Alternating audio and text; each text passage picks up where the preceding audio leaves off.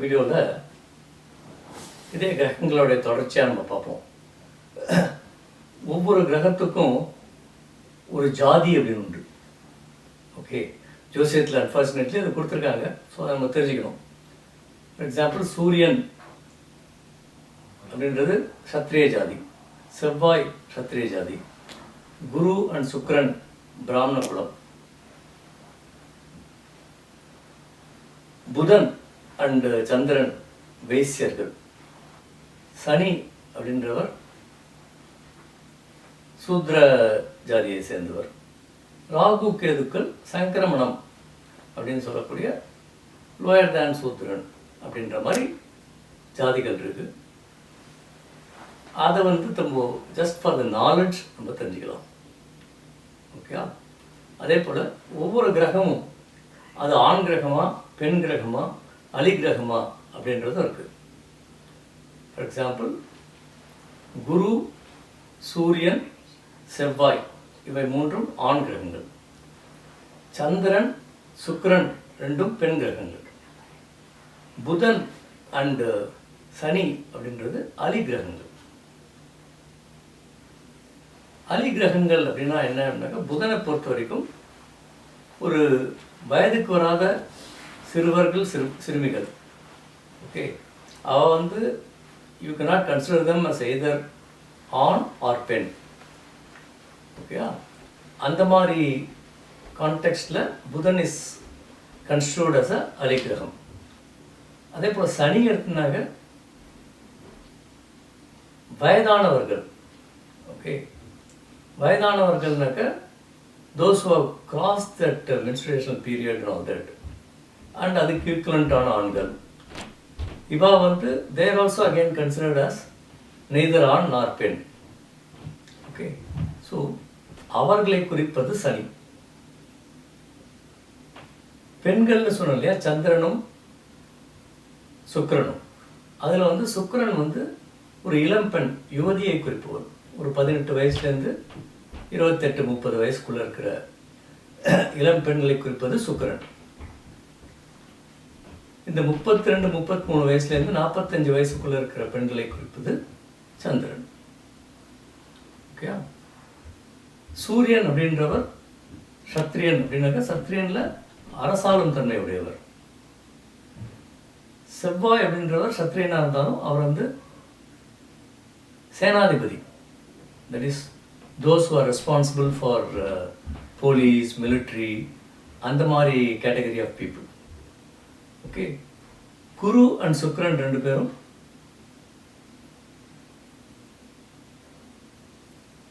பிராமண குலத்தை சேர்ந்தவர்கள். ஓகே, பிராமண குலத்தை சேர்ந்தவர்கள் இருந்தாலும் சுக்ரன் அசுரர்களின் அதிபதி அப்படின்னு சொல்லியிருக்காங்க இல்லையா, அதனால் கொஞ்சம் அந்த பிராமணர்கள்லேயே ஒரு compared to Guru, a lower standard kind of person. Okay, Guru ஆன்மீகவாதி, குரு, ஆசிரியர், ஞானம் உடையவர், பூஜை புனஸ்காரம், கோயில், கும்பாபிஷேகம் அந்த மாதிரி இது எல்லாத்துலேயும் அவருடைய பங்கு உண்டு. ஓகே, இது கிரகங்களை குறிக்கக்கூடிய ஜாதி. ஓகே, அதே போல் ஆண்பால் பெண்பால் அதையும் சொல்லிட்டேன். அதுக்கப்புறம் கிரகங்களில்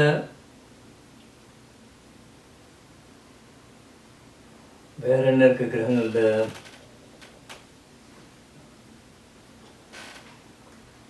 ஒவ்வொரு கிரகத்துக்கும் ஒவ்வொரு தானியம்லாம் சொல்லியிருக்கு. ஃபார் எக்ஸாம்பிள், சூரியனுக்கு கோதுமை. ஓகே, அது மாதிரி இருக்குது. அதெல்லாம் ஒன்றும் பெருசாக ஒன்றும் பலன் சொல்கிறதுல ஒன்றும் பெருசாக அது இதுவாக போடல. Okay, if you're interested in that நீங்கள் எதனா புக்கை பார்த்தீங்கன்னா தெரிஞ்சுக்கலாம் எந்தெந்த தானியம் எதை குறிக்கிறது அப்படின்றது. ஓகே, சனினா எள்ளு, அது மாதிரிலாம் இருக்குது. Okay, that is not very important. Okay, அதுக்கப்புறம் கிரகத்தை பொறுத்த வரைக்கும் இந்த நவகிரகங்களுக்கு நம்ம ஊரில் வந்து நவகிரக கோயில்கள் அப்படின்ட்டு அது ரொம்ப இம்பார்ட்டண்ட்டாக தெரிஞ்சுக்கிறது. ஓகே, நம்ம சூரியன் அப்படின்னு இருந்தாக்க எல்லாமே கும்பகோணம் பக்கத்தில் இருக்குது. சூரியனார் கோயில் அப்படின்ட்டு அது சூரியன் ஸ்தலம். சந்திரன் அப்படின்னு இருந்தாக்கா திங்களூர் அப்படின்னு கும்பகோணத்துலேருந்து தஞ்சாவூர் போகிற வழியில் இருக்குது. தட் இஸ் சந்திரனுடைய ஸ்தலம். வைத்தீஸ்வரன் கோயில் அப்படின்னு மாயவரம் பக்கத்தில் இருக்குது. அது வந்து செவ்வாயோட ஸ்தலம். திருவன்காடு அப்படின்னு வைத்தீஸ்வரன் கோயில் பக்கத்துலேயே இருக்குது. அது புதனுடைய ஸ்தலம். ஆலங்குடி அப்படின்னு கும்பகோணம் பக்கத்தில் இருக்குது. அது குருவோட ஸ்தலம். கஞ்சனூர் அப்படின்னு சூரியனார் கோயில் பக்கத்தில் இருக்குது. அது சுக்கிரனுடைய ஸ்தலம். திருநள்ளாறு அப்படின்னு அரௌண்ட் திஸ் ஏரியா தான் இருக்குது. அது வந்து சனியோட ஸ்தலம். திருநாகேஸ்வரம் அப்படின்னு கும்பகோணம் பக்கத்தில் இருக்குது. அது ராகு கேதுக்களோட ஸ்தலம். ராகு கேதுக்களுக்கு நம்ம காளஹஸ்தி அப்படின்னு சொல்கிறோம். அதுவும் வந்து ராகு கேதுக்களோட ஸ்தலம்.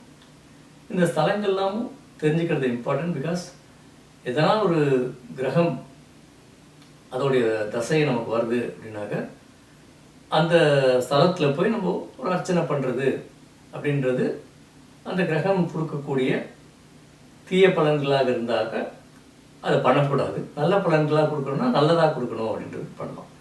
ஜென்ரலி இந்த கிரகங்களுடைய அதிதேவதைக்கு நம்ம பரிகாரம் பண்ணுறது தான் பெட்டர். ஓகே, பட் இருந்தாலும் இந்த நாலேஜ் வேணும். ஓகே, கிரகங்களை பற்றி வேற என்ன, நட்பு வீடு பகை வீடு சொல்லிட்டோம். மாரகஸ்தானம் பாதகஸ்தானம் அப்படின்னு இருக்குது. அதாவது இது வீட்டை பொறுத்து வரும், கிரகத்தை பொறுத்து வருது இல்லை. சர வீடுகள் அப்படின்னு சொன்னேன் இல்லையா. முதல்ல மேஷம், கடகம், துலாம், மகரம் இதனாலும் வந்து சர வீடுகள். சர வீட்டிற்கு 11ஆம் வீடு அப்படின்றது பாதகஸ்தானம். அதாவது மேஷம் இருந்தாக்க அதோடைய 11ஆம் வீடு அப்படின்றது கும்பம். கும்பம் வந்து பாதகஸ்தானம். அதோடைய அதிபதி வந்து சனி வந்து பாதகாதிபதி. அதே போல் கடகம் இருந்தாக்க அதுக்கு 11ஆம் வீடு வந்து ரிஷபம். ரிஷபத்தோட அதிபதி சுக்கிரன். ஸோ ரிஷபம் பாதக வீடு, சுக்கிரன் பாதகாதிபதி.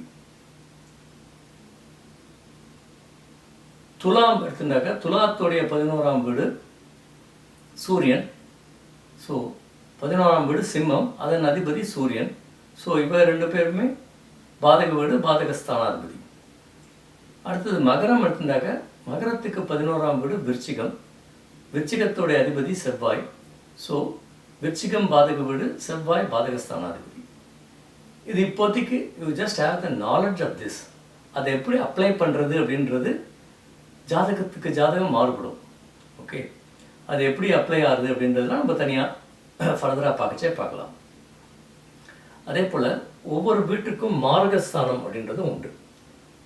இப்போ சர வீடுகள் எடுத்துட்டாக்க 2ஆம் வீடும் 7ஆம் வீடும் மாரகஸ்தானங்கள். ஃபார் எக்ஸாம்பிள் மேஷத்துக்கு ரிஷபமும் துலாம் மாரக வீடுகள். அதே போல் கடகத்துக்கும் துலாத்துக்கும் மகரத்துக்கும் நீங்கள் 2ஆம் வீடு 7ஆம் வீடு பார்த்துக்கோங்க. அது வந்து மாரகஸ்தானங்கள். ஸ்திர வீடுகள் எடுத்துட்டோம்னாக்க ஸ்திர வீடுகளுக்கு 3ஆம் வீடும் 8ஆம் வீடும் பாதகஸ்தானங்கள். மாரகஸ்தானங்கள். மாரகஸ்தானம்னா என்ன? மாரகம் அல்லது மாரகத்துக்கு ஒப்பான தீமைகளை கொடுக்கக்கூடிய இடம், அதிபதி. ஓகே, ஸோ அப்படியே உடனே அந்த இடத்துல இருக்கிற இது வந்து மாரகத்தை கொடுக்குமா அப்படின்லாம் வந்து கற்பனைக்கு போகாதீங்க. when it comes to ஜாதக பலனை எப்படி பார்க்குறது அப்படின்னு வரைச்சே அதெல்லாம் நம்ம பார்த்துடலாம். அடுத்தது உபய லக்னங்கள். உபய லக்னங்கள்ன்றது என்ன? மிதுனம், கன்னி, தனுசு, மீனம், இந்த 4 கார்னரில் இருக்கிற இது. அதுக்கு வந்து மாரகாதிபதி வந்து 7ஆம் வீட்டு அதிபதியும் 11ஆம் வீட்டு அதிபதியும். ஓகே, அதில் வந்து முதன்மை இதுன்னு பார்த்தோன்னாக்கா 7ஆம் வீட்டு அதிபதி. ஸோ இப்போ மிதுனம் அப்படின்னாக்க அந்த 7ஆம் வீட்டு அதிபதி 7ஆம் வீடு அப்படின்னு சொல்லக்கூடிய தனுசு அண்ட் குரு அவர்கள் வந்து முறையே பாதகஸ்தானம் அண்ட் பாதகாதிபதி. இந்த உபய லக்னங்கள் கொண்டு என்னன்னாக்க அந்த பாதகஸ்தானம் பாதகாதிபதியே தான் மாரகஸ்தானாதிபதி அண்ட் மாரகஸ்தானம். ஸோ அந்த 7ஆம் வீடுன்றது நாட் ஒன்லி எ பாதக வீடு, இட் இஸ் ஆல்சோ எ மாரக வீடு. ஓகே, ஸோ அதே போல் கன்னிக்கு வந்து மீனம் அண்ட் குரு, தனுசுக்கு வந்து மிதுனம் அண்ட் புதன், மீனத்துக்கு வந்து கன்னி அண்ட் புதன். முறையே வந்து தேர் பாதக மாரக ஸ்தானங்கள் அண்ட் பாரக மாரக ஸ்தானாதிபதி. இதெல்லாம் நம்ம வந்து பேசிக்லி இந்த ஸ்ட்ரக்சர் ஆஃப் ஹாரோஸ்கோப் தான் நம்ம பார்த்துட்டுருக்கோம். ஸோ அதில் வந்து இந்த நாலேஜ் இஸ் இம்பார்ட்டன்ட், அதனால் அப்படி தெரிஞ்சுக்குவோம். அடுத்தது இதே இதிலே நம்ம முடிச்சிருவோம். இந்த வீடுகள் இருக்கு இல்லையா, அந்த வீடுகளை வந்து கேந்திரஸ்தானம், திரிகோணஸ்தானம், உபசயஸ்தானம், மறைவு ஸ்தானம் அப்படின்னு 4 இதுவாக பிரிச்சிருக்கோம். அதாவது 1ஆம் வீடுன்றது ஆல்வேஸ் லக்னம். ஓகே, எப்படி லக்னம் அமைப்பதுன்றது நெக்ஸ்ட் இதில் நான் சொல்கிறேன். ஸோ 1ஆம் வீடு, 4ஆம் வீடு, 7ஆம் வீடு, 10ஆம் வீடு, இந்த 4ம் வந்து கேந்திரஸ்தானங்கள். 1ஆம் வீடு, 5ஆம் வீடு, 9ஆம் வீடு அப்படின்றது திரிகோணஸ்தானங்கள். இந்த 1, 5, 9 சேர்த்திங்கன்னா ஒரு முக்கோணம் மாதிரி வரும். 1, 4, 7, 10 சேர்த்திங்கனாக்க ஒரு ஸ்கொயர் மாதிரி வரும். ஸோ கேந்திரம் திரிகோணம். 3, 6, 11 அப்படின்றது உபசயஸ்தானங்கள் அப்படின்னு சொல்கிறது. ஓகே, அதில் 11ஆம் இடம் அப்படின்றது ஜென்ரலி எ நியூட்ரல் பிளேஸ் அப்படின்னு சொல்கிறது. ஓகே, அதுக்கப்புறம் அப்படியே லாஸ்ட் இதுலேயே சொன்ன நினைக்கிறேன் 3, 6, 8, 12 இவை 4ம் வந்து மறைவு ஸ்தானங்கள் அப்படின்னு. அதாவது லக்னத்திலேருந்து இந்த 3ஆம் இடம் 6ஆம் இடம்லாம் வந்து மறைந்து இருக்கும் அப்படின்னு அர்த்தம். ஸோ மறைவு ஸ்தானாதிபதிகள் வந்து generally they are not going to give any positive results. Okay, so இதுதான் வந்து அடுத்ததாக தெரிஞ்சுக்க வேண்டியது. தட் இஸ் கேந்திரம்னா என்ன, திரிகோணம்னா என்ன, உபசயஸ்தானம்னா என்ன, மறைவு ஸ்தானம்னா என்ன. இந்த மறைவு ஸ்தானத்துலேயே ஒரே ஒரு எக்ஸப்ஷன் என்னன்னாக்க சுக்கிரனுக்கு வந்து 6ஆம் இடமும் 12ஆம் இடமும் மறைவு ஸ்தானம் இல்லை. ஒன்லி 3ஆம் இடமும் 8ஆம் இடமும் தான் மறைவு ஸ்தானம். அது ரெண்டும் 100% மறைவு ஸ்தானம். 3ல் இருக்கிற சுக்கிரனும் 8ல் இருக்கிற சுக்கிரனுடைய காரகத்துவங்களை தருவதற்கு அருகதையற்றவர்களாக இருப்பார்கள். ஓகேயா? ஸோ நம்ம நெக்ஸ்ட் இதில் வந்து ராசி அப்படின்னா என்ன, லக்னம் எப்படி அமைக்கிறது, and various phrases used in astrology, அஸ்தங்கதம், வர்க்கோத்தமம், அது மாதிரிலாம் நிறைய இருக்குது. அதெல்லாம் என்ன மீனிங் அப்படின்றத நெக்ஸ்ட் இதில் பார்ப்போம். ஓகே, சாயா.